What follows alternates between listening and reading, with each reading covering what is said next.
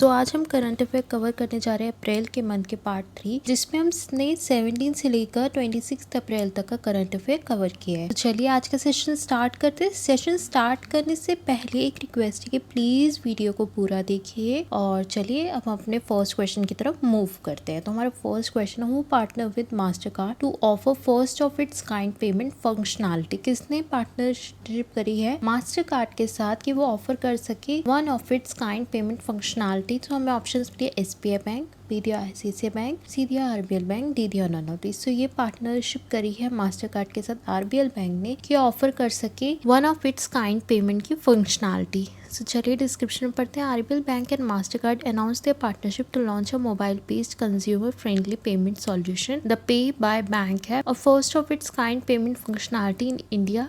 RBL bank account holder can now enjoy contactless transaction across the world through their mobile banking application both in store and online. So RBL bank और Mastercard ने announce करी है अपनी partnership, जिसमें उन्होंने launch किया mobile based consumer friendly payment solution and पे by bank app. ये पहला पेमेंट फंक्शनैलिटी होगी इंडिया में और इसमें आरबीआई के जो अकाउंट होल्डर्स है उनको कॉन्टेक्टलेस ट्रांजैक्शन करने का पूरा मौका मिलेगा through their mobile banking application both in stores and online. So किसने पार्टनरशिप करी है मास्टर कार्ड के साथ कि वो ऑफर कर सके first of its kind payment functionality, so that is RBL. अब हमारा नेक्स्ट क्वेश्चन है, which country has launch first ever mega food park in India. कौन सी कंट्री ने लॉन्च किया अपना first ever mega food park in India. हमें option China, B दिया Indonesia, सी दिया नॉर्वे, डी दिया इटली। सो वो कंट्री जिसने लॉन्च किया अपना first ever mega food park in India, that is Italy. चलिए डिस्क्रिप्शन में पढ़ते हैं। Italy on April 17, 2021 launch its first ever mega food park and food processing unit in India. The pilot project the mega food park with the signing of a letter of intent between फनीधार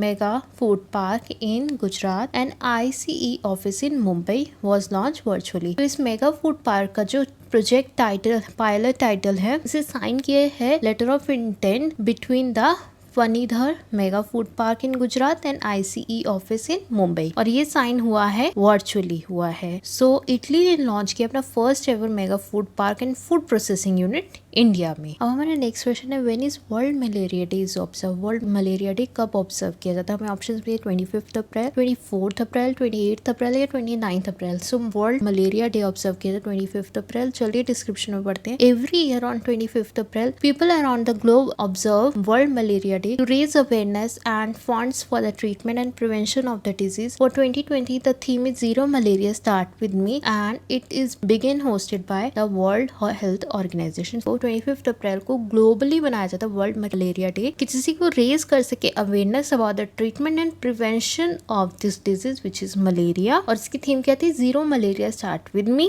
और इसे host किसने किया था, world health organisation ने। तो कब बनाया था World malaria Day, that is 25 April. Now our next question is, who launches the Startup India seed fund Scheme. किसने लॉन्च करी थी Startup India seed fund Scheme. हमें ऑप्शंस दिए पीयूष गोयल, बी दिया नरेंद्र सिंह तोमर, सी दिया हरदीप सिंह पुरी, डी दिया अमित शाह। सो ये लॉन्च करी थी पीयूष गोयल ने। चलिए डिस्क्रिप्शन में पढ़ते हैं। The commerce and industry minister Piyush Goyal on April 19, 2021 launch the Startup India seed fund scheme. It aimed at providing financial assistance to the startup for prototype development, proof of development, market entry, commercialization, and product trials. While launching this, the Union Minister stated that the scheme will support the domestic entrepreneurs as well as their business ideas that often are not able to take off because of the absence of critical capital at an early stage. So, Startup India Seed Fund Scheme को launch किया था हमारे commerce industry minister Piyush Goyal ji ने 19 April को launch किया था startup India seed fund scheme, जिसका aim है कि प्रोवाइड करे फाइनेंशियल असिस्टेंस स्टार्टअप्स को for prototype development, proof of development, जिससे कि उन्हें इजिली मार्केट में एंट्री मिल सके।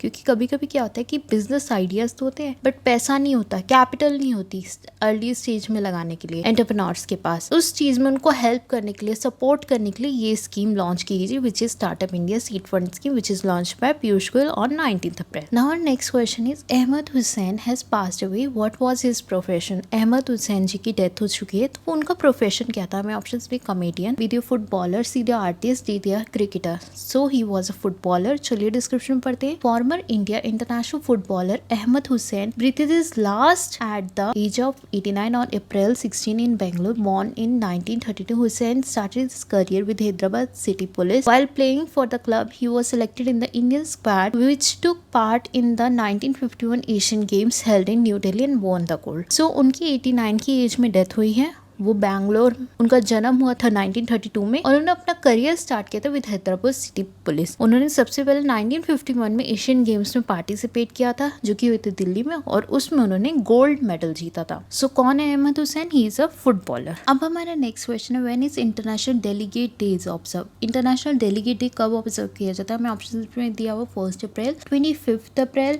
2021, 22 अप्रैल 2021 या 24 April 2021। So international Delegate day observe किया जाता है 25 अप्रैल 2021। चलिए डिस्क्रिप्शन में पढ़ते हैं। International Delegates Day is observe on 25 April 2021 with the aim to raise awareness of the role of the representative and delegates of the member states to the United Nations. So International Delegates Day जो है वो observe किया जाता है 25 अप्रैल को, और इसका M है कि ये रेज कर सके awareness of the role of the representative and delegates of the member of the United Nations. अब हमारा नेक्स्ट क्वेश्चन है, who release 4 books related to Baba Saheb Ambedkar on his birth anniversary. किसने रिलीज करी है? 4 बुक जो कि रिलेटेड है बाबा साहेब अम्बेडकर जी से उनकी बर्थ एनिवर्सरी पे। तो हमें ऑप्शंस में दिया अमित शाह, बी दिया पीके सिन्हा, सी दिया राजनाथ सिंह, डी दिया पीएम नरेंद्र मोदी। सो ये रिलीज करी पीएम नरेंद्र मोदी ने। चलिए डिस्क्रिप्शन में पढ़ते हैं। तो हमें डिस्क्रिप्शन में दिया, Bharat Ratna doctor Bhimrao Ambedkar is known as the world class lawyer, the lead political leader and chief architect of the Indian constitution. He is the most sought after the writer of the present era. In this we have listed some famous book written by doctor Ambedkar. Doctor Ambedkar had knowledge of 9 books.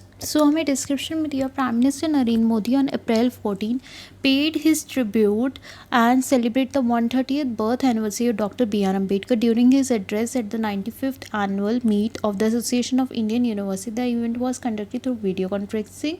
Dr. Baba Saheb Ambedkar Open University Ahmedabad was the host of the event. So host किसने किया था? Doctor बाबा Saheb Ambedkar open university Ahmedabad ने, और 14 अप्रैल को ही उन्होंने उन्हें पे किया था ट्रिब्यूट और सेलिब्रेट किया था उनका 130th बर्थ एनिवर्सरी। सो किसने रिलीज करी थी 4 books related to Baba Saheb Ambedkar on his birth anniversary? That is PM Narendra Modi. हमने आपको ऑप्शंस में पीके सिन्हा जो बी ऑप्शन है, he is the adviser of prime minister Narendra Modi. अब हमारा नेक्स्ट क्वेश्चन है, when is world heritage day is observe. अब वर्ल्ड हेरिटेज डे ऑब्जर्व किया गया था, हमें ऑप्शंस में दिया 18 April, 19 April, 20 April, 22 April. So world heritage day को ऑब्जर्व किया गया था 18 अप्रैल को। चलिए डिस्क्रिप्शन में पढ़ते हैं। World heritage day is observe every year on 18 April to preserve the human heritage and recognise the effort of the organisation working on it. Monuments and Asian building are an asset to the world, they make for the rich heritage of the nation. So world heritage day observe किया जाता है 18 अप्रैल को, और ये preserve करता है human heritage, recognise करता है एफर्ट्स ऑफ द ऑर्गेनाइजेशन, जो ऑर्गेनाइजेशन उन हेरिटेज साइट्स पे वर्क कर रही हैं, उन मॉन्यूमेंट्स पे और उन एंशिएंट बिल्डिंग्स पे, और वो एक एसेट है हमारे वर्ल्ड के लिए। सो कब बनाया वर्ल्ड हेरिटेज डे को, कब ऑब्जर्व किया गया? दैट इज 18 अप्रैल। अब हमारा नेक्स्ट क्वेश्चन है, which ministry has launch gender संवाद इवेंट। कौन सी मिनिस्ट्री ने लॉन्च किया था जेंडर संवाद इवेंट? हमें ऑप्शंस में दिया ministry of rural development, ministry of youth affair and sports, ministry of child and women and child development, ministry of skill development and entrepreneurship. So ये launch किया था जेंडर संवाद event ministry of rural development. चलिए description में पढ़ते हैं। Gender Samvad scheme joint attempt between day and RLAM and the initiative for work to advance women and girl in the economy to create a common platform to share experience emerging from this effort were organized by the Ministry of Rural Development, Government of India. The attempt is to generate greater awareness on gender related intervention under DAY and RLM across the country and best practice with a focus on hearing voice from the state and the field. So gender संवाद event एक joint attempt है between day and RLM के बीच में, और ये initiative है for what work to advance women and girl in the economy. ये कॉमन प्लेटफॉर्म जो क्रिएट किया गया है कि जिसमें हम अपने एक्सपीरियंसेस को शेयर कर सके, और इसे किसने ऑर्गेनाइज किया था? मिनिस्ट्री ऑफ रूरल डेवलपमेंट ने। ये एक अटेम्प्ट है कि जो क्रिएट कर सके greater awareness on gender related intervention. So किसने लॉन्च किया था जेंडर संवाद event? That is ministry of rural development. अब हमारा next question, what is the rank of Indian Henley passport index 2021? क्या है इंडिया की rank at Henley passport index 2021? हमें ऑप्शन में दिया 83rd, 84, 85, 86। तो हैंडली पासपोर्ट इंडेक्स में इंडिया की रैंक है 84। चलिए डिस्क्रिप्शन पढ़ते हैं। According to Henley passport index Q2 2021 global ranking released by Hanley and partners, India has been ranked 84 most powerful passport। ये हमेशा हर साल हैंडले पासपोर्ट इंडेक्स को लॉन्च किया जाता है, जिसमें हर कंट्री के पासपोर्ट्स को एक रैंक दी जाती है और जिसमें देखा जाता है कि कौन सी कंट्री का पासपोर्ट कितना स्ट्रांग है और उसकी रैंकिंग से पता चलता है। और हमारे इंडिया की जो रैंक है दैट इज 84। अब हम important days and important people के बारे में बात करते हैं। हमारा फर्स्ट पॉइंट है veteran Tamil actor and comedian Vivek passed away. Vivek जो थे वो एक तमिल एक्टर और कॉमेडियन थे। World haemophilia day observe on 17 April, और इसकी थीम क्या थी? Adapting to change sustaining care in the new world. Ranjit Sinha कौन है? ये फॉर्मर CBI के चीफ थे, इनकी डेथ हो चुकी है, पास्ड अवे हैं। Railway to run oxygen express train. Railway एक न्यू ट्रेन करने वाली है which is oxygen express by green corridors. Adobe के जो को फाउंडर है एंड PDF डेवलपर थे Charles Geschke, he passed away. UN Chinese language day को observe किया 20 अप्रैल को हर साल, जो कि पे करता है ट्रिब्यूट टू कैंजिंगी, who is a mythical figure which is presumed to have invented Chinese character about 5000 years ago। इसने चाइनीज कैरेक्टर्स बनाए थे 5000 साल पहले। ट्रिब्यूट पे किया जाता है कंजिंगी को, और ये UN चाइनीज लैंग्वेज डे जिसे ऑब्जर्व किया जाता है 20 अप्रैल को हर साल। अब हम बैक टू क्वेश्चन आते हैं, who is known as the father of Indian banking reform? किसे बोला जाता है father of Indian banking reform? हमें ऑप्शन में दिया डॉक्टर भीमराव अम्बेडकर, बी दिया मेडावलू नरसिम्हा, C दिया both and B दिया none of these। तो ये बोला जाता है father of Indian banking reform that is Maidavolu Narasimham. चलिए डिस्क्रिप्शन में बढ़ते हैं। Maidavolu Narasimham former governor of the reserve bank of India and the architect of banking sector reform had died। He was 94 years old। His contribution to Indian banking was probably more after his retirement than as the chief of the central bank। He headed 2 committees on banking and financial sector reform which become the signpost for both the central bank and the government in next decades। So Maidavolu Narasimham जो थे वो पहले governor रह चुके हैं reserve bank of India के, और उन्होंने बहुत ही आर्किटेक्चर हमारे लिए डिजाइन किया था बैंकिंग सेक्टर का। उनका बहुत ही बड़ा कंट्रीब्यूशन है इंडियन बैंकिंग में। उनकी रिटायरमेंट हुई थी as chief of the central bank, और उन्होंने हेड करी 2 committee on banking and financial sector reform में which become a signpost for both central and government in the next 3 decades। तो किसे बोले जाते father of Indian banking reform? That is Maidavolu Narasimham. हमने आपको ऑप्शंस में दिया हुआ है A option doctor Bhimrao Ambedkar, इन्हें बोला जाता है फादर ऑफ इंडियन कॉन्स्टिट्यूशन, और father of Indian banking reform को ना मेडावलू नरसिम्हा। अब हमारा नेक्स्ट क्वेश्चन है When is World Intellectual Property Day is observed? कब World Intellectual Property Day को ऑब्जर्व किया जाता है? सो हमें ऑप्शंस में दिए 26 अप्रैल, 29 अप्रैल, 27 अप्रैल, D none of this. So ये ऑब्जर्व किया था 26 अप्रैल को। चलिए डिस्क्रिप्शन में पढ़ते हैं। World intellectual property day 2020, it is also known as world IP day. The day is celebrated to make people know how intellectual property right encourage innovation and creativity। This year World Intellectual Property Day puts innovation and support the effort to create a green future। It is a need to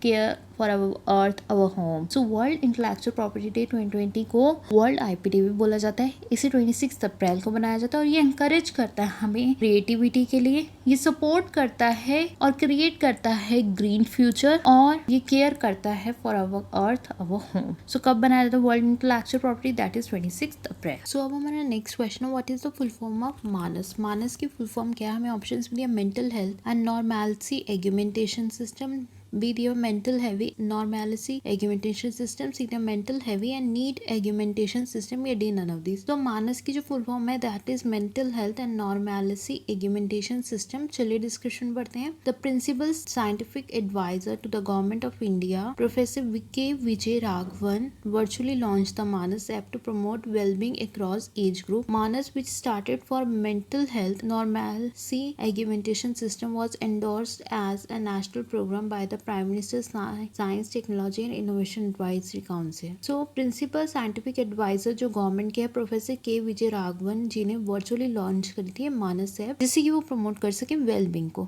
मानस जो है वो stand करती है mental health and normalcy augmentation system, और एक national programme है जो कि लॉन्च किया गया prime minister science, technology and innovation advisory council के द्वारा, और ये स्पेशली हमारे मेंटल हेल्थ के ऊपर फोकस करती है। सो मानस की फुल फॉर्म क्या है? Mental health and normalcy augmentation system. अब हमारा नेक्स्ट क्वेश्चन है, who is appointed as the MD and CEO of DCB bank? किसे अपॉइंट किया गया MD and CEO DCB bank? हमें ऑप्शंस में दिए हुए Suresh N Patel, BDO LV Prabhakar, CDO Ravindra Prabhakar Marathe, DDO Murali Natarajan. So CEO of DCB bank है मुरली नटराजन। चलिए डिस्क्रिप्शन में बढ़ते हैं। The reserve bank of India has approved the reappointment of Murali M Natarajan as the Managing Director and CEO of Private Sector Lender DCB Bank for further period of 1 year. The reappointment of Mr. Mahajan is subject to the approval of shareholder and will begin from April 29, 2021. So RBI ने approve किया है Murali M Natarajan का reappointment as MD and CEO of DCB Bank 1 साल और के लिए। Reappointment of mister Natarajan जो है वो सब्जेक्ट टू अप्रूवल है ऑफ शेयर होल्डर, और ये स्टार्ट होगा 29 अप्रैल 2021 से। सो हमें ऑप्शंस में दिए हुए सुरेश एन पटेल, ये आंध्रा बैंक के MD and CEO, LV Prabhakar ये कैनरा बैंक के MD एंड CEO, और रविंद्र प्रभाकर मराठी ये बैंक ऑफ महाराष्ट्र के MD एंड CEO है। सो कौन है MD and CEO of DCB bank? That is Murali Natarajan.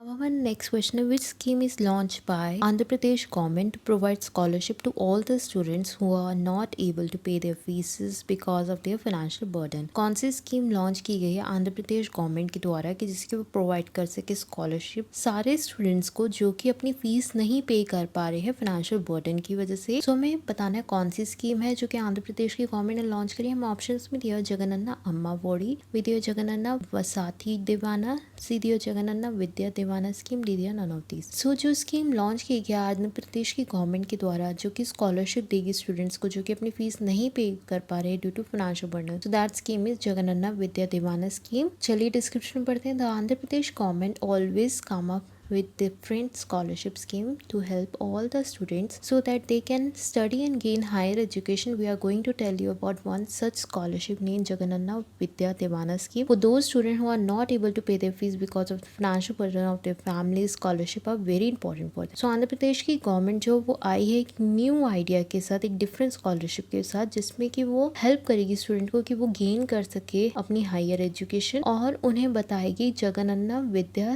Vidya Deevena scheme के बारे में जो कि हेल्प करेगी उन्हें उनकी फीस पे करने में जो कि अभी फाइनेंशियल बर्डन में है ऑफ देयर फैमिली। सो ये उन स्टूडेंट्स के लिए लॉन्च की गई है जो कि अपनी फीस नहीं पे कर पा रहे हैं due to their financial burden. So हमने आपको ऑप्शंस में दिया जगनन्ना अम्मा वोड़ी स्कीम। सो जगनन्ना अम्मा वोड़ी स्कीम भी ये एक आंध्र प्रदेश की ही गवर्नमेंट ने लॉन्च करी थी, और इसका मेन ऑब्जेक्टिव था कि फाइनेंशियल सपोर्ट प्रोवाइड कर सके मदर्स को जो कि बिलो पॉवर्टी लाइन है। इनका ये भी था कि एनेबल कर सके उनको to educate children up to class 8।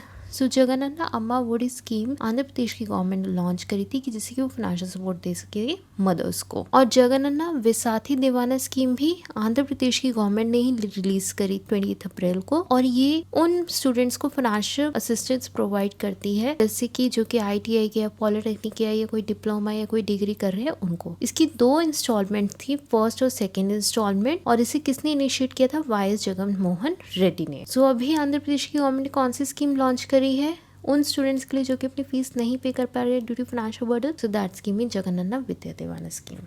हमारा नेक्स्ट क्वेश्चन है, Bachi Singh Rawat has passed away, what was his profession? Bachi Singh Rawat ji की डेथ हो चुकी है, उनका प्रोफेशन क्या था? मैं ऑप्शंस में दिया पॉलिटिशियन, आर्टिस्ट, सिंगर या writer. So he was a politician. चलिए डिस्क्रिप्शन में पढ़ते हैं। Former union minister and senior BJP leader Bachi Singh Rawat has passed away at the age of 71. The minister was admitted to all India institute of medical science after he complaint of difficulty in breathing. He was airlifted from Haldwani and was rushed to the emergency ward of the hospital. hospital. As per a report, preliminary tests suggest it was an infection in the lungs that lead to his death. तो उनकी lungs में infection हो गया था और उन्हें AIIMS में भर्ती किया गया था। कौन है बची सिंह यादव? ये एक बीजेपी के लीडर है और यूनियन मिनिस्टर रह चुके हैं। इनकी डेथ हुई 71 ईयर्स में and he is a politician. अब हमारा नेक्स्ट क्वेश्चन है, who is the president of Cuba? Cuba का प्रेसिडेंट कौन है? हमें ऑप्शंस में Raul Castro, Miguel Diaz Canel, सीदिया मैनुअल मारियो डी दियाओ है, none of this. So president of Cuba है मिगुएल Diaz Canel. चलिए डिस्क्रिप्शन में, the shift in power away from Cuba, Raul Castro is finally afoot. The country Communist Party hierarchy selected Cuban President Miguel Diaz-Canel to the powerful position of first secretary, replacing Raul Castro after he announced his retirement last week. As a head of state and leader of the only politician party permitted by law on the island, Diaz-Canel must chart the course forward for the Cuban revolution now that the guerrilla commandants whose seaside power in 1958 have all died or aged. So अब Cuba के president कौन है? Miguel Diaz कैनेल। और पहले कौन थे? Raul Castro थे और अब शिफ्ट हो गया पावर में और अब ये किसके कौन बन गया president of Cuba? That is Miguel Diaz कैनेल। Raul Castro के रिटायरमेंट के बाद ही इन्हें ये बनाया गया है इधर का प्रेसिडेंट। अब हमारा नेक्स्ट क्वेश्चन है, which state has achieve her Ghar Jal target by 2022? कौन सी स्टेट ने achieve her Ghar Jal target by 2022? सो हमें ऑप्शंस थे लखनऊ, पंजाब, दिल्ली या राजस्थान। सो वो स्टेट जिसने अचीव करा Har Ghar Jal target by 2022, that state is Punjab. चलिए डिस्क्रिप्शन में पढ़ते हैं। Punjab state presented there Jal Jeevan mission annual action plan by video conferencing. During the presentation, Punjab state reiterated the commitment of the state to achieve Har Ghar Jal target by 2022 as planned. Punjab has 34.73 lakh rural households, out of which 25.88 lakh have tap water supply. In 2021 to 2022, the state planned to provide 8.87 lakh tap connection, thereby providing tap connection to every rural household. So Punjab state ने present किया जल Jeevan mission annual action plan video conferencing से, और इस presentation में Punjab state ने achieve किया हर घर जल का टारगेट 2022 तक उन्होंने प्लान किया कि वो अचीव करेंगे। पंजाब के पास अभी 34.73 लाख रूरल हाउस होल्ड है और 25.88 लाख है जो कि टैप वाटर यूज करते हैं। 2021 से लेकर 2022 तक स्टेट का प्लान है कि वो प्रोवाइड करे 8.87 lakh tap connection, thereby providing tap connection की वो पूरी रूरल हाउस होल्ड्स को टैप कनेक्शन प्रोवाइड कर सके, इनका टारगेट है। और इन्होंने क्या रखा है? हर घर जल। कौन सी स्टेट का? पंजाब। हमारा नेक्स्ट क्वेश्चन है, who inaugurate first ever online exhibition on Ramayana on the occasion of world heritage day 2021? किसने इनॉग्रेट किया है first ever exhibition on Ramayana, और वो भी कौन से ओकेजन पे? वर्ल्ड हेरिटेज डे पे किसने इनॉग्रेट किया first ever online exhibition of Ramayana? हमें ऑप्शंस भी दिया हुआ है, प्रहलाद सिंह पटेल, विद्या अमृत कौर, सी दिया हुआ है Ramesh Pokhriyal, none of this. So ये इनॉग्रेट किया first ever exhibition online exhibition on Ramayana world heritage day पे, ये इनॉग्रेट किया है प्रहलाद सिंह पटेल ने। चलिए डिस्क्रिप्शन में पढ़ते हैं। The tourism and cultural minister Prahlad Singh Patel on April 18, 2021 inaugurated the first ever online exhibition on Ramayana, the epic by Maharishi Valmiki. The exhibition will be showcasing 49 miniature painting collection of the National Museum in New Delhi from different art schools of India. It will be dating from the 17th through the 19th century. So tourism और culture minister Prahlad Singh Patel ने 18 अप्रैल को inaugurate किया है पहला online exhibition Ramayan के ऊपर, which is written bye Maharishi Valmiki. और ये एग्जीबिशन शोकेस करेगा 49 miniature painting collection of the national museum new Delhi में डिफरेंट आर्ट स्कूल से, और ये जो है ये 19th सेंचुरी तक का दिखाया जाएगा। It will be dating from the 17th century through the 19th century. So किसने इनॉग्रेट किया? प्रहलाद सिंह पटेल ने 18 अप्रैल को इनॉग्रेट किया है online exhibition on Ramayana by Maharishi Valmiki. 49 miniature painting का कलेक्शन दिखाया जाएगा जो कि होंगे नेशनल म्यूजियम दिल्ली में, और वो डिफरेंट आर्ट स्कूल से दिखाया जाएगा। From different art schools of India से इन पेंटिंग का कलेक्शन दिखाया जाएगा। सो हमारा नेक्स्ट क्वेश्चन है, who develop supplemental oxygen delivery system for soldiers? किसने डेवलप करी है supplemental oxygen delivery system for soldier? हमें ऑप्शन में दिया डीआरडीओ, बी दिया इसरो, सी दिया आईआईटी दिल्ली, डी दिया नन ऑफ दिस। सो ये डेवलप किया डीआरडीओ ने। चलिए डिस्क्रिप्शन में पढ़ते हैं। The government run DRDO said it has developed a SpO2 based supplemental oxygen delivery system for soldiers serving in extremely high altitude area. This automatic system delivers supplemental oxygen based on the SpO2 level and prevent the person from sinking into a state of hypoxia, which is fatal in most cases if set in the Defense Research and development organisation. So DRDO ने develop किया SpO2 based supplemental oxygen delivery system soldiers के लिए जो कि high altitude area में रहते हैं, क्योंकि उनको ऑक्सीजन की कमी हो जाती है और उनकी जो प्रॉब्लम होती है उनको हाइपोक्सिया हो जाता है. सो किसने डेवलप किया supplemental oxygen delivery system for soldier? That is developed by DRDO. अब हम important days and important people के बारे में पढ़ लेते हैं. हमारा फर्स्ट पॉइंट है world day for laboratory animal, जो है वो ऑब्जर्व किया 24 अप्रैल को, और इसका एम है कि एंड करे एनिमल्स का सफरिंग लेबोरेटरीज में around the world. Qawwali singer famous Sabri brothers Farid Sabri has passed away. Farid Sabri कौन है? ये कवाली सिंगर है और सैब्रो ब्रदर्स है. International day of multilateralism and diplomacy for peace जो है वो ऑब्जर्व किया 24 अप्रैल को, और इसका एम है कि स्प्रेड करे knowledge about the advantage of multilateral and diplomacy for peace including through education. Water sports and adventure institute has established by the Indo Tibetan border police at Tehri dam in Uttarakhand. So water sports and adventure institute जो है वो establish किया गया है Indo Tibetan border police ने establish किया है eight Tehri dam Uttarakhand में. किशोर नंदलास्कर कौन है? ये एक एक्टर है. So world day for laboratory animal observe किया 24 अप्रैल को, और इसका एम है कि ये प्रमोट करे कि हमें एंड करना चाहिए suffering of animals in laboratories में. फारिद साबरी कौन है? सैब्री ब्रदर्स है और कवाली सिंगर है, बहुत फेमस. इनकी डेथ हो चुकी है फारिद साबरी जी की. International day of multilateralism and diplomacy for piece observe किया 24 अप्रैल को. Water sports and adventure institute establish किया गया है bye the Indo Tibetan border police Tehri dam Uttarakhand में. किशोर नंदलास्कर कौन है? ये एक एक्टर है. अब हमारा नेक्स्ट क्वेश्चन है when is world liver day is observe. World liver day कब ऑब्जर्व किया जाता है? हमें ऑप्शंस दिए 22 अप्रैल, 20 अप्रैल, 23 अप्रैल या 19 अप्रैल. सो वर्ल्ड लिवर डे को ऑब्जर्व किया जाता है 19 अप्रैल को. चलिए डिस्क्रिप्शन में पढ़ते हैं. World liver day is observe on 19 April every year to spread awareness about the liver related disease. The liver is the second largest and most complex organ in the body except the brain. It is a key player in your body digestive system. Everything you eat or drink, including medicines, passes through the liver. You cannot survive without a liver. Liver जो है हमारी body का एक बहुत ही important organ है, second largest organ है हमारी body में एक्सेप्ट द ब्रेन. ठीक है, ये हमारे बॉडी डाइजेस्टिव सिस्टम में बहुत ही इंपॉर्टेंट रोल प्ले करता है. लिवर के बगैर हमारा सर्वाइव करना बहुत मुश्किल है. लिवर की इंपॉर्टेंस को स्प्रेड करने के लिए और लिवर रिलेटेड डिजीज को बताने के लिए ही वर्ल्ड लिवर डे बनाया गया है 19 अप्रैल को. सो वर्ल्ड लिवर डे कब बनाया था? 19 अप्रैल को. अब हमारा नेक्स्ट क्वेश्चन है who create new clean and jerk world record eight Asian weightlifting championship in Tashkent.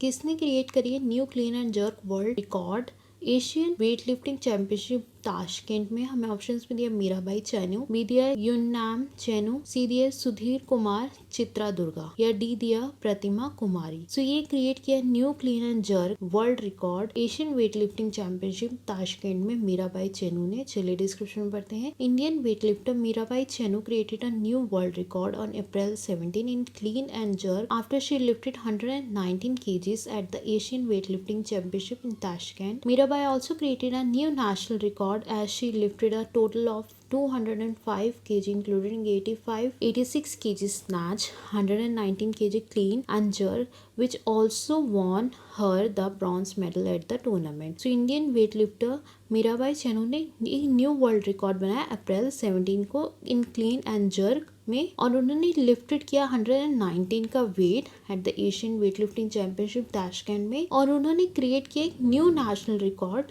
When she lifted a total of 205 जिसमें इंक्लूड था 86 स्नैच और 119 क्लीन एंड जर्क, और उन्होंने जीता था ब्रॉन्ज मेडल उस टूर्नामेंट में. सो किसने जीता है, किसने क्रिएट किया new clean and jerk world record Asian weightlifting championship Tashkent में? That is Mirabai Chanu. हमने आपको ऑप्शंस में युमनाम चैनू जी का नाम दिया हुआ है. ये सेकेंड गोल्ड मेडलिस्ट है कॉमनवेल्थ गेम्स 2016 में, और इनकी वुमेन्स की कैटेगरी थी 58 kg. सुधीर कुमार चित्रा दुर्गा जी ने ब्रॉन्ज मेडल जीता है कॉमनवेल्थ में, मेंस में 69 केजी वेट की कैटेगरी में प्रतिमा कुमारी जी ने सिक्योर किया है 2 gold medal at the Manchester Commonwealth games. So इन्होंने कितने गोल्ड मेडल लिए? 2 गोल्ड मेडल लिए मैनचेस्टर कॉमनवेल्थ गेम्स 2002 में। युमनाम चानू कौन है? इन्होंने सिक्योर किए हैं 2 गोल्ड मेडल कॉमनवेल्थ गेम 2006 में। सुधीर कुमार चित्रा जी ने ब्रॉन्ज मेडल जीता है कॉमनवेल्थ गेम 2006 में। ये मेंस कैटेगरी में जीता है इन्होंने 69 केजी ने। और प्रतिमा कुमार जी ने 2 गोल्ड मेडल जीते हैं मैनचेस्टर कॉमनवेल्थ गेम 2002 में। और किसने new clean and jerk world record बनाया Asian weight lifting championship Tashkent में? That is Mirabai Chanu. अब हमारा नेक्स्ट क्वेश्चन है, which company has buy artificial intelligence speech tech company Nuance for 19.7 billion? कौन सी कंपनी ने बाय करा है artificial intelligence speech tech company Nuance को 19.7 बिलियन में? हमें ऑप्शन माइक्रोसॉफ्ट, बी डी डेल, सी डी लेनोवो, डी डी IBM। से ये कंपनी जिसने बाय किया artificial intelligence speech tech company Nuance for 19.7 billion, that is Microsoft. चलिए डिस्क्रिप्शन में पढ़ते हैं। Microsoft is buying artificial intelligence speech take firm nuisance for 19.7 billion, bolstering in the Redmond, Washington based tech giant coverage in voice recognition, give it further leverage in the healthcare market. When Nuisance sell many products, Microsoft will pay $56 per dollar for Nuisance, a 23% premium over the company closing price. The deal include Nuisance net debt. So Microsoft buy कर रही है artificial intelligence speech take firm nuisance को 19.7 billion में, और उसमें include करिए nuisance के net debts को भी, जिसमें कि वो सेल करेगी न्यूसेंस के बहुत सारे प्रोडक्ट्स को। और माइक्रोसॉफ्ट पे करेगी $56 पर शेयर फॉर न्यूसेंस और 23% premium over the company closing price. So कौन सी कंपनी ने बाय किया artificial intelligence speech tech company Nuance for 19.7 billion? That is Microsoft. अब हमारा नेक्स्ट क्वेश्चन है, how many gold medal are clinches by India at senior Asian wrestling championship? कितने gold medal India ने जीते at senior Asian wrestling championship? हमें options भी 16, 15, 14 या 13। सो ये 14 गोल्ड मेडल्स है जो कि इंडिया ने जीते हैं at senior Asian wrestling championship. चलिए डिस्क्रिप्शन पढ़ते हैं। India clinch 14 medals including 5 gold, 3 silver, 6 bronze at the Asian Wrestling Championship 2021 at Almaty, Kazakhstan. The Senior Wrestling Championship was held from April 13 to April 18, 2021. India with 14 medals finished medal tally behind Iran and Kazakhstan, which topped the 34th edition of the championship with 17 medals each. So India ने clinch किया 14 medals including 5 gold, 3 silver, 6 bronze Asian Wrestling Championship 2021 Kazakhstan में। ये senior wrestling championship थी जो कि हुई थी 13 अप्रैल से लेकर 18 अप्रैल तक, और इंडिया ने विद 14 मेडल्स फिनिश करा अपना third in medal tally behind Iran and Kazakhstan. So कितने गोल्ड मेडल्स क्लिंच करे हैं इंडिया ने at senior Asian wrestling championship? That is 14। अब हमारा नेक्स्ट क्वेश्चन है, when is UN English language day and UN Spanish language day is observe? कब UN English language day और UN Spanish language day को observe किया जाता है? हमें ऑप्शंस भी दिया 23 अप्रैल, 29 अप्रैल, 24 अप्रैल या 25 अप्रैल। सो यूएन इंग्लिश डे और यूएन स्पेनिश डे को ऑब्जर्व किया था 23 अप्रैल को। चलिए डिस्क्रिप्शन में पढ़ते हैं। The United States observe April 23 as English language day. The day is also traditionally known to be the birthday of William Shakespeare. In 2010, the UN Department of Global Communication established language days for each of the world body's 6 official language. So United States observe करता है 23 April को as English language day हर साल, और इस day को वो traditionally बनाता है to the birthday of William Shakespeare. In 2010 the UN department of global communication ने एस्टेब्लिश किया था language day for each of the world bodies 6 official language. तो कब बनाया जाता है UN English language day and UN Spanish language day? ये observe किया था 23 अप्रैल को। हमारा नेक्स्ट क्वेश्चन है, who is the first women to scale mount Annapurna? कौन सी पहली वुमेन है जिन्होंने स्केल किया माउंट अन्नपूर्णा? हमें ऑप्शंस भी अमृत कौर, बी दिया हरिता कौर देओल, सी दिया प्रियंका मोहिते, डी दिया नन ऑफ दिस। सो ये फर्स्ट वुमेन जिन्होंने स्केल किया mount Annapurna that is Priyanka Mohite. चलिए डिस्क्रिप्शन में पढ़ते हैं। On April 16 Priyanka Mohite created history by becoming the first Indian women to scale mount Annapurna. It is the 10th highest mountain in the world. She also holds the distinction of being the first Indian woman to scale Mount Makalu, the fifth highest mountain in the world at 8485 meter. So Priyanka Mohite ji ने एक history create करी है by becoming the first woman to scale Mount Annapurna. ये 10th highest mountain है world में और इसे किसने स्केल किया है? ये स्केल किया है प्रियंका मोहिते जी ने। हमने आपको ऑप्शंस में दिया अमृत कौर, ये हमारी पहली हेल्थ मिनिस्टर थी और फ्रीडम फाइटर थी और ये प्रिंसेस भी थी कपूरथला की, और इन्होंने ही एम्स का भी निर्माण किया था। ये एम्स की फाउंडर है और ये फर्स्ट एशियन प्रेसिडेंट थी WHO की। हरिता कौर देओल कौन है? ये फ्लाइट लेफ्टिनेंट थी हरिता कौर देओल, पायलट में इन द इंडियन एयरफोर्स। ये फ्लाइट लेफ्टिनेंट थी हरिता कौर देओल इंडियन एयरफोर्स में, और ये पहली महिला थी जिन्होंने फ्लाई किया था solo in the Indian air force. So पहली वुमेन कौन है जिन्होंने स्केल किया mount Annapurna? That is Priyanka Mohite. मैंने आपको ए ऑप्शन अमृत कौर और बी ऑप्शन हरिता कौर देओल के बारे में भी बता दिया है। सो हमारे नेक्स्ट क्वेश्चन है, when is world creativity and innovation days observe? कब वर्ल्ड क्रिएटिविटी और इनोवेशन डे को ऑब्जर्व किया जाता है? हमें ऑप्शन हुए 22 अप्रैल, 23 अप्रैल, 24 अप्रैल, 21 अप्रैल। So world creativity and innovation day को ऑब्जर्व किया था 21 अप्रैल को। चलिए डिस्क्रिप्शन में पढ़ते हैं। World creativity and innovation day 2020 it is observe 21 अप्रैल, जिससे कि हम इंकरेज कर सके लोगों को कि वो क्रिएट करें एक नए आइडिया एक बेटर वर्ल्ड के लिए। ये डे इंस्पायर करता है और एनेबल करता है बाकी सबको भी कि वो एक क्रिएटिव लाइफ जी सके। इसलिए world creativity and innovation day कब बनाया जाता है? 21 अप्रैल को, कि जिससे कि वो लोगों को एनकरेज कर सके कि वो कुछ न्यू आइडियाज क्रिएट करे to make the world a better place to live in. अब हमारा नेक्स्ट क्वेश्चन है, who has sign agreement with the government of India to prevent waste entering ocean? किसने एग्रीमेंट साइन किया है government of India के साथ कि वो प्रिवेंट कर सके वेस्ट एंटरिंग ओशन? हमें ऑप्शंस में दिया नॉर्वे, बी दिया जर्मनी, सी दिया मैक्सिको, रशिया। सो ये एग्रीमेंट साइन किया गवर्नमेंट ऑफ इंडिया के साथ जैसे कि वो प्रिवेंट कर सके waste entering ocean, that is signed by Germany. चलिए डिस्क्रिप्शन में पढ़ते हैं। India has joint hand with Germany to establish an efficient system that ensures no waste find its way into river और सी। The project aim at enhancing practice to prevent plastic accumulation in ocean that is adversely affecting marine ecosystem will be undertaken at the national level. Select states Uttar Pradesh, Kerala, Andaman Nicobar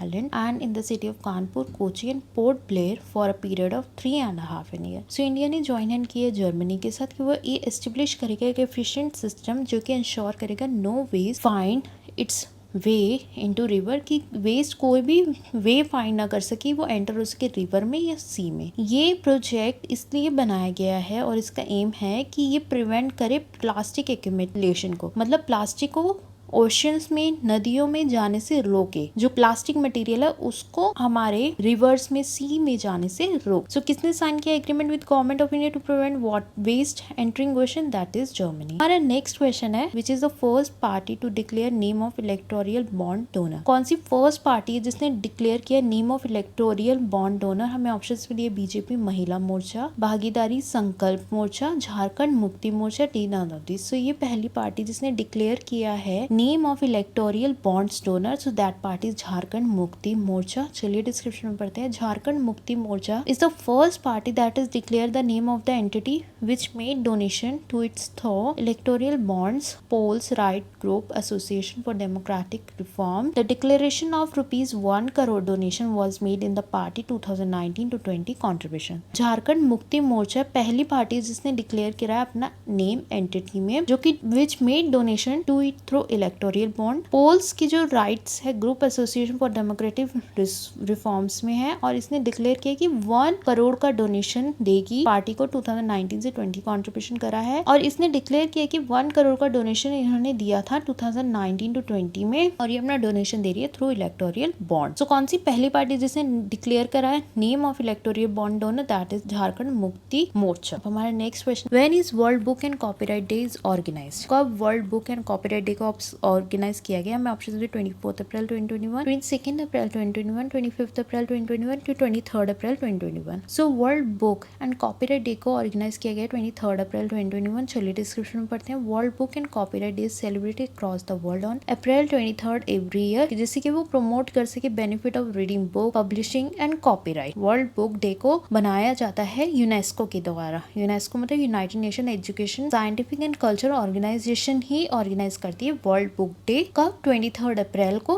कि जिससे कि वो promote कर सके benefit of reading, publishing and copyright. अब हम important days and important points पे आते हैं। हमारा फर्स्ट पॉइंट है former US vice president Walter Mondale has passed away. He was the 42nd vice president of the US. 42nd vice president थे US के, कौन थे? Walter Mondale. हमारा नेक्स्ट पॉइंट है international girls in ICT day, जो observe किया 22 अप्रैल को, कि जिससे कि इंस्पायर कर सके और ग्लोबल मूवमेंट बना सके representation of girls and womens in technology. Shakha Ghosh कौन है? एक बंगाली पोएट है, इनकी डेथ हो चुकी है। Famous music composer Shravan Rathod of Nadeem Shravan has passed away. Nadeem Shravan जो म्यूजिक कंपोजर है श्रवण राठौड़ ऑफ नदीम श्रवण, उनकी डेथ हो चुकी है। Gujarati film actor Amit Mistry has passed away, who was last seen in the Amazon Prime Video series बंदिश बंदिट्स। सो अमित मिस्त्री कौन है? ये गुजराती और हिंदी फिल्म एक्टर है। फर्स्ट पॉइंट क्या दिया? वॉल्टर मोंडाले कौन है? यूएस के वाइस प्रेसिडेंट है, 42nd वाइस प्रेसिडेंट है यूएस के। इंटरनेशनल गर्ल्स आईसीटी डे कब ऑब्जर्व किया था? 22 अप्रैल को। शाखा घोष कौन है? ये एक बंगाली पोएट है। श्रवण राठौड़ कौन है? ये एक म्यूजिक कंपोजर है। अमित मिस्त्री कौन है? ये Gujarati and film Hindi actor है। अब हम बैक टू क्वेश्चन आते हैं। Who launch the e book climate change explain for one and all? किसने लॉन्च करी e book climate change explain for one and all? हमें ऑप्शंस में Chetan Bhagat, B Arundhati Roy, C Akash Ranison, D none of this. So ये launch करिए e book climate change explain for one and all. ये ई book launch करिए आकाश रनीसन ने। चलिए डिस्क्रिप्शन में पढ़ते हैं। The climate change explain for one and all released on the occasion of earth day is written by climate activist author Akash Ranison. A mix of fact, data and information about climate change. It pick topics like greenhouse effect, global warming, carbon footprint and talk about their effects on earth in the near future. So climate change explained for one and all, ये जो book है इसे release किया गया था on the occasion of earth day और इसके जो ऑथर है वो है आकाश रनीसन। इस बुक में उन्होंने मिक्स फैक्ट्स, डेटा और इंफॉर्मेशन दी है अबाउट क्लाइमेट चेंज और उन्होंने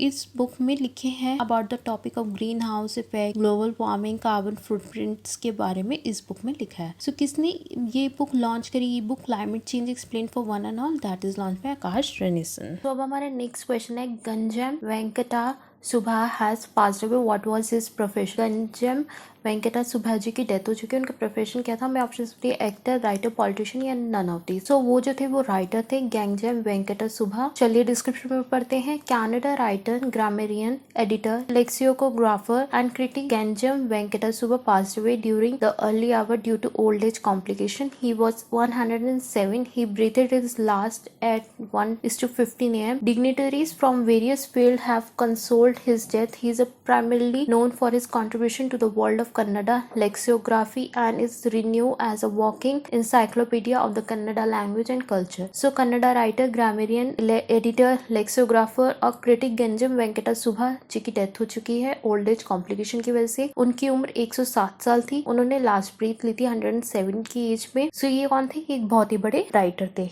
गंजम वेंकटा सुभा।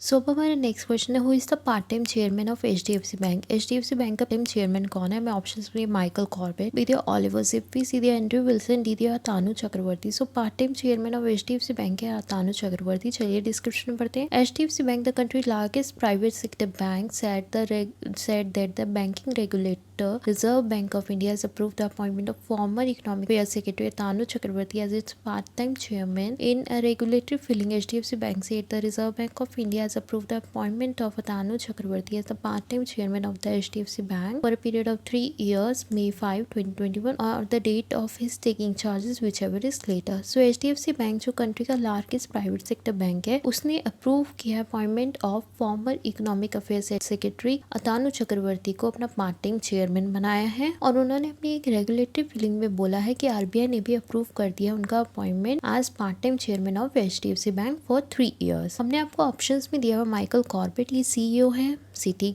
ग्रुप की। ऑलिवर जिप्पी जो बी ऑप्शन है ये बीएमडब्ल्यू के chairman of the board of management है। एंड्रयू विल्सन जो सीईओ है इलेक्ट्रॉनिक आर्ट के। So part time chairman of HDFC bank को ना तानु चक्रवर्ती। अब हमारा नेक्स्ट क्वेश्चन है what is the rank of Indian 2021 energy transition index by the world economic forum? India की रैंक क्या है 2021 energy transition index by the world economic forum? हमें options में 86, 89, 90 या 87। सो जो इंडिया की रैंक है दैट इज 87। चलिए डिस्क्रिप्शन में पढ़ते हैं। India India has been ranked at 87th position in the Energy Transaction Index. It tracks nation on the basis of the current performance of the energy system across different aspects. The World Economic Forum released the report on April 21, 2021. Top 10 nation in the Global Energy Transaction Index are Northern and Western European countries. So जो India की rank है ये 87 है in the energy transaction index और ये track करती है nation को on the basic of current उनकी करंट परफॉर्मेंस एनर्जी सिस्टम्स में। और इसे वर्ल्ड इकोनॉमिक फोरम ने ये रिपोर्ट रिलीज करी थी 21 अप्रैल को। So, क्या है इंडिया की रैंक 2021 एनर्जी ट्रांजैक्शन इंडेक्स में,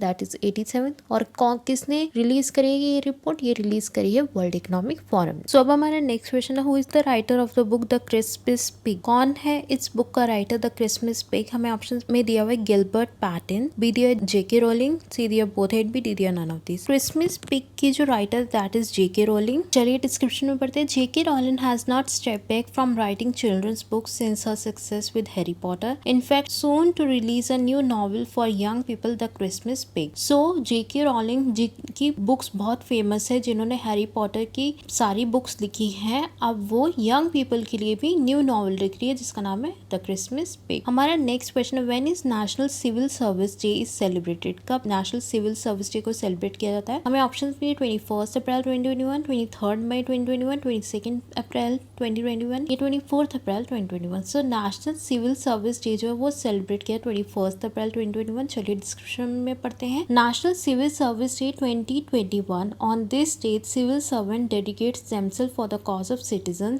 renew their commitments and excellence in work. On this day the prime minister award for excellence in public administration are presented. In the award scheme a large number of districts across the country participate and the scale of the entire process is very large. So national civil service day जो है वो celebrate किया 21 अप्रैल को और ये इसलिए celebrate किया जाता है क्योंकि सिविल सर्वेंट को डेडिकेट किया जाता है ये दिन कि वो कितना काम करते हैं सिटीजन्स के लिए। इसी दिन प्राइम मिनिस्टर अवार्ड देता है उन्हें for excellence in public administration और उन्हें प्रेजेंट किए जाते हैं कुछ अवार्ड। इन अवार्ड स्कीम्स में large number of districts across the country participate करते हैं और ये एंटायर प्रोसेस बहुत बड़ा होता है। So national civil service day कब बनाया 21 अप्रैल। हमारा नेक्स्ट क्वेश्चन है, who is appointed as the brand ambassador of Puma. Puma का ब्रांड एम्बेसडर किसे अपॉइंट किया गया। हमें ऑप्शंस दिए वॉशिंगटन सुंदर, बी दिया देवदत्त पाडिक्कल, सी दिया बोथ एंड बी, डी दिया नन ऑफ दिस। सो ये अपॉइंट किया गया है। ये brand ambassador of Puma is both and B Washington Sundar और देवदत्त पाडिक्कल दोनों को अपॉइंट किया गया as the brand ambassador of Puma. चलिए डिस्क्रिप्शन में पढ़ते हैं। Global sportswear brand Puma has signed long term endorsement deal with cricketer Washington Sundar and Devdutt Padikkal. The duo will be joining the company roster of brand ambassador that include Indian captain Virat Kohli, wicket keeper batsman KL Rahul, women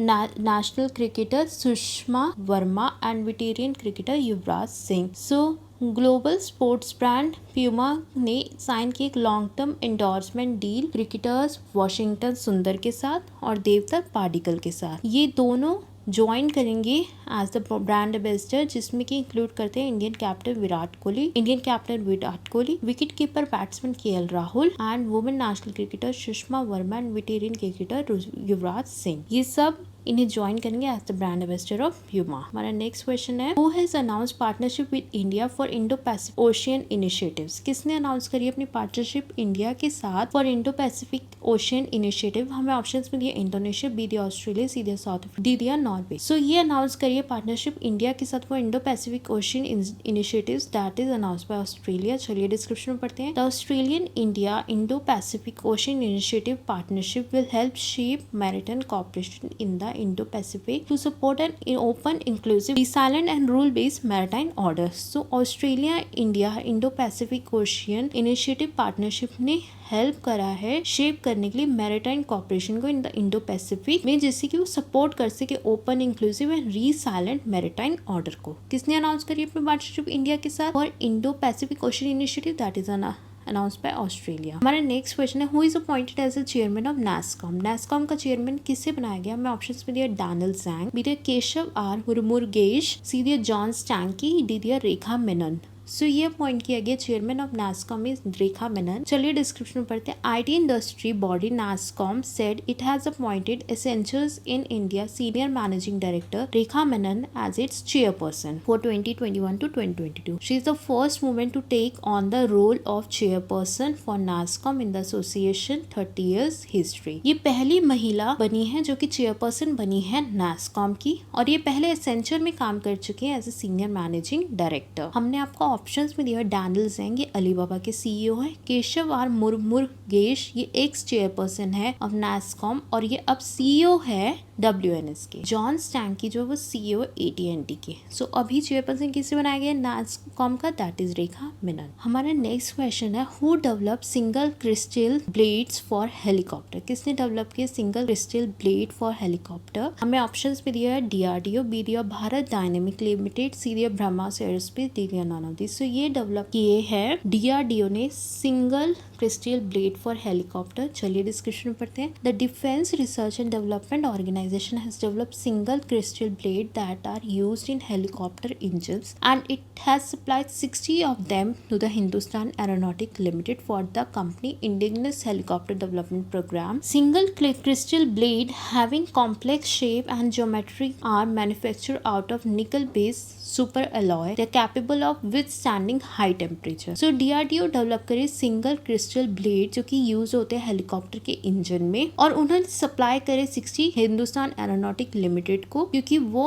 already company जो है वो helicopter development programme कर रही है और उनको इनकी need होगी, इसलिए उन्होंने उन्हें भी सप्लाई किए हैं। सिंगल क्रिस्टल ब्लेड जो है ये कॉम्प्लेक्स शेप और ज्योमेट्री में होते हैं और इन्हें मैन्युफैक्चर किया जाता है out of nickel based super alloy से। कौन डेवलप करे single crystal blade for helicopter? That is DRDO। Now our next question is when is international earth day is observe. कब इंटरनेशनल अर्थ डे बनाया जाता है? हमें ऑप्शंस में 23 अप्रैल, 22 अप्रैल, 24 अप्रैल के 25 अप्रैल। सो इंटरनेशनल अर्थ डे बनाया जाता है 22 अप्रैल को। चलिए डिस्क्रिप्शन में पढ़ते हैं। Earth day is a yearly celebration which take place on 22 April. More than 193 nation organize Earth Day event and they are coordinated by the Earth Day Network. The objective for the event includes sensitizing the global population on environmental concern and demonstrating support for environmental protection. So Earth Day जो है वो मनाया 22 अप्रैल को, और 193 से भी ज्यादा nation organize करते हैं अर्थ डे का इवेंट। इसका ऑब्जेक्टिव होता है कि ये लोगों को बता सके एनवायरमेंटल प्रोटेक्शन और एनवायरमेंटल कंसर्न्स के बारे में। सो कब बनाया जाता है international earth day? That is 22। हमारा नेक्स्ट क्वेश्चन है who is the author of the book living mountain. Living mountain book के ऑथर कौन है? हमें ऑप्शंस में रस्किन बॉन्ड, वीडियो खुशवंत सिंह, सीरियो अमिताभ घोष, वीडियो none of this. So living mountain के ऑथर है अमिताभ घोष। चलिए डिस्क्रिप्शन में पढ़ते हैं। Jnanpith winner and best selling author Amitabh Ghosh has penned a new book, The Living Mountain. The book is a story about how over the year human have exploited nature, which is leading to environmental crisis. इस book के author है अमिताभ घोष और उन्होंने अपनी इस book में बताया है किस तरीके से इंसान एक्सप्लॉइट कर रहा है नेचर को, जिसकी वजह से एनवायरमेंटल क्राइसिस बढ़ रहे हैं। उन्होंने इस बारे में इस बुक में लिखा है लिविंग माउंटेन में। हमारा नेक्स्ट क्वेश्चन है what is the full form of स्वामित्व स्कीम। स्वामित्व स्कीम की फुल फॉर्म क्या है? हमें ऑप्शंस में दिया survey of village and mapping with improvised technology in village area, survey of village and mapping with important technology in village area, survey of village and mapping with important thought in village area, या D non. सो स्वामित्व scheme की full form आप मुझे video pause करें और एक बार बताएं कि क्या है। वैसे मैं अभी आपको बता देती हूँ। So it's full form is survey of village and mapping with improvised technology in village area. चलिए डिस्क्रिप्शन में बढ़ते हैं। Prime minister Narendra Modi launch the physical distribution of property card under the स्वामित्व scheme by video conferencing. The launch enable around 1 lakh property holder to download their property card through the SMS link delivered on their mobile phones. So prime minister Narendra Modi ने physical distribute करे हैं property card स्वामित्व scheme में video conferencing के द्वारा, और उसमें उन्होंने एनेबल किया है 1 लाख प्रॉपर्टी होल्डर्स को कि वो डाउनलोड करें अपने property card through SMS link जो कि उन्हें डिलीवर उनकी mobile app. Survey of village and mapping with improvised technology in village area ये इसलिए लॉन्च की गई कि जिससे कि प्रॉपर्टी होल्डर्स के लिए ही इसे लॉन्च किया गया है। हमारा नेक्स्ट क्वेश्चन है who is 68 India chess grand master. कौन है 68 इंडिया चेस ग्रैंड मास्टर? हमें ऑप्शंस में दिया हुआ है जी आकाश, बी दिया लियोन पेंडोनका, सी दिया अर्जुन कल्याण, डी दिया रौनक संधवानी।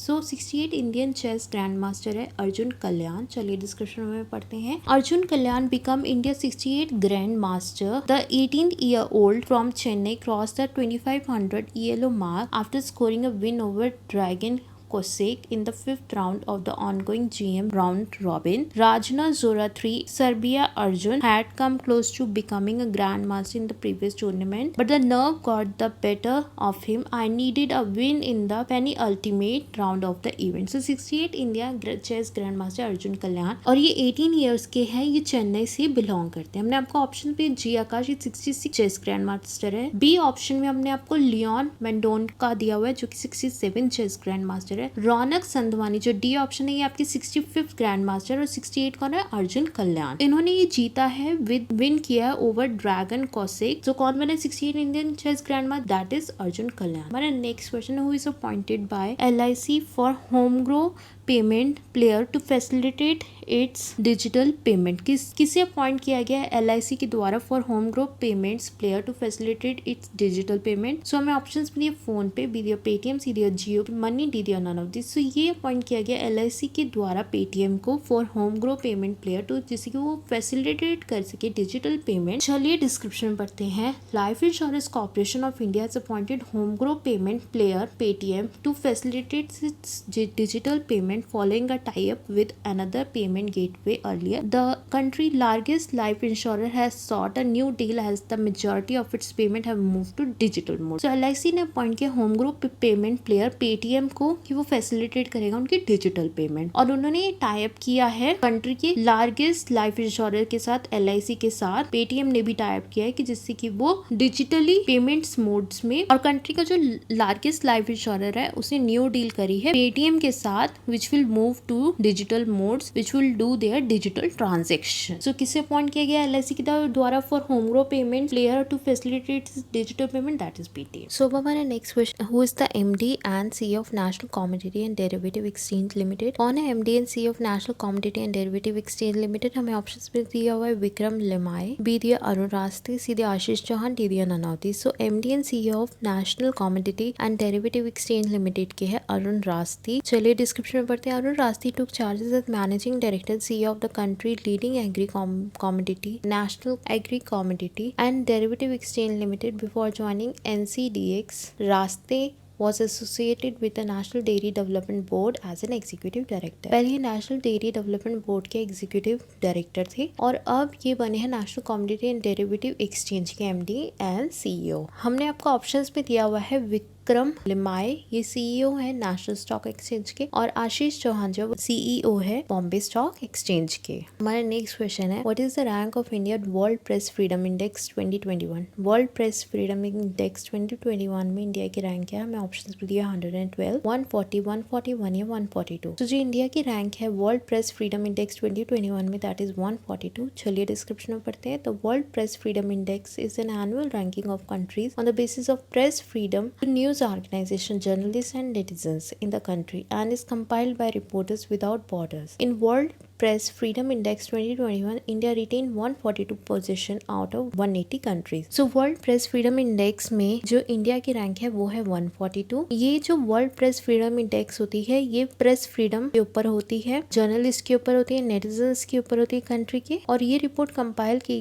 जाती है बाय रिपोर्टर्स विदाउट बॉर्डर्स। इसमें इंडिया की जो रैंक है वो 142 है 180 कंट्रीज में से। हमारा नेक्स्ट क्वेश्चन है who is appointed as external auditor by the Hague based conference of state parties of the organisation. किसे अपॉइंट किया गया है external auditor by the Hague based conference of state parties of the organisation. हमें options में दिया हुआ है Vijay Rupani, B दिया मनोहर लाल खट्टर, सी दिया GC मुर्मू, डी दिया नानावती। सो ये पॉइंट किया गया GC मुर्मू को एक्सटर्नल ऑडिटर। चलिए डिस्क्रिप्शन में बढ़ते हैं। Indian controller and auditor general GC Murmu on April 21st, 2021 got appointed as external auditor of the organization for the prohibition of chemical weapons at the Hague 3 terms years starting 2021. As per an official statement by the Ministry of External Affairs, Government of India, India's election was recognition of its standing among the international community. So India's controller and auditor general GC Murmu April 21 को उन्हें appoint किया गया था external auditor organisation for the prohibition of chemical weapon का। सो किसे appoint किया गया external auditor for by the Hague based conference of state parties of the organise that is GC Murmu. हमारा नेक्स्ट क्वेश्चन है when is national Panchayati Raj day celebrated. National Panchayati Raj day कब celebrate किया जाता है? हमें ऑप्शंस में दिए 25 अप्रैल 2021, 24 अप्रैल 2021, 26 अप्रैल 2021 या none of these। So national Panchayati Raj day